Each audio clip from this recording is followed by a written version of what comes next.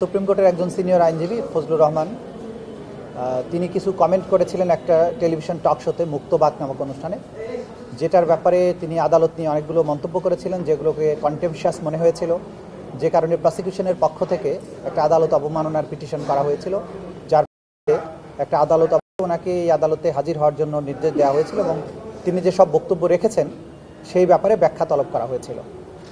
আদালতের নির্দেশ অনুযায়ী, ট্রাইব্যুনালের নির্দেশ অনুযায়ী জনাব ফজলুর রহমান তার আইনজীবী সহ আজকে ট্রাইব্যুনালে উপস্থিত হয়েছিলেন এবং এর আগেই তিনি যে কথাগুলো বলেছেন সেগুলো তিনি ভুল করে বলেছেন এই মর্মে স্টেটমেন্ট দিয়ে আদালতের ক্ষমা প্রার্থনা করে আগেই একটা আবেদনপত্র জমা দিয়েছিলেন। আজকে সেটি শুনানি হয়েছে। জনাব ফজলুর রহমান নিজে সশরীরে দাঁড়িয়ে আদালতের কাছে তার রিমোর্স জানিয়েছেন, তার অ্যাপোলজি চেয়েছেন, ক্ষমা প্রার্থনা করেছেন।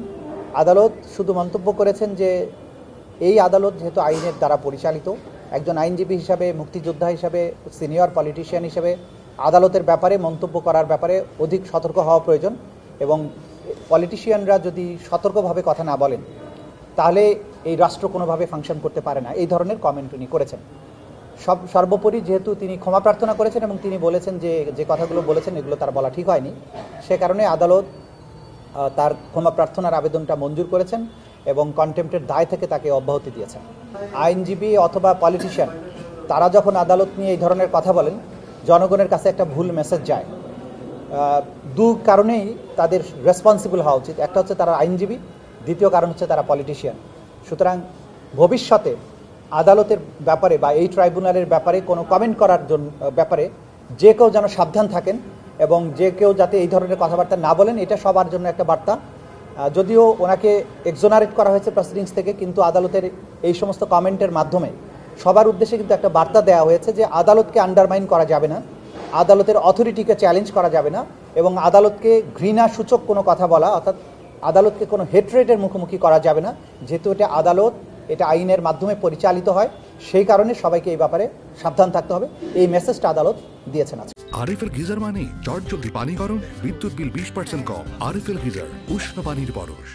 ওবায়দুল কাদের সহ বাকি যে আসামিদের মামলাটা ছিল, এখানের থেকে 4 জন আসামির বিরুদ্ধে ইতিমধ্যে ফর্মাল চার্জ দাখিল হয়েছে। জনাব হাসানুল হক ইনু, জনাব সালমান এফ রহমান, জনাব আনিসুল হক এবং জোনায়েদ আহমেদ পলক, তাদের বিরুদ্ধে যেহেতু আনুষ্ঠানিক অভিযোগ দাখিল হয়েছে এবং বিচার শুরু হয়েছে, সেই কারণে এই মিসেলেনিয়াস কেস, এইটার দায় থেকে তাদেরকে অব্যাহতি দেওয়ার জন্য আমরা আবেদন করেছি। আদালত বলেছেন লিখিতভাবে বলার জন্য, তাহলে এই মিসেলেনিয়াস কেস থেকে তাদেরকে মুক্ত করা হবে, কিন্তু তাদের বিরুদ্ধে যে ট্রায়ালটা চলমান আছে সেখানে তারা বিচারের মুখোমুখি হবে।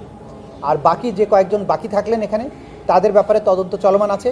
ওবায়দুল কাদের সহ বেশ কয়েকজনের বিরুদ্ধে খুব সহসাই তদন্ত রিপোর্ট আমাদের হাতে আসবে বলে আমরা আশা করছি। তদন্ত সংস্থা তেমনটি জানিয়েছেন আমাদেরকে। এভাবে ক্রমান্বয়ে বাকি সবার বিরুদ্ধেই তদন্ত রিপোর্ট এসে যাবে এবং আনুষ্ঠানিক বিচারের যাত্রাটা তাদের ব্যাপারেও চলতে থাকবে। ট্রাইব্যুনাল 2-এ একজন সাক্ষীর ব্যাপারে ক্যামেরা ট্রায়াল হচ্ছে।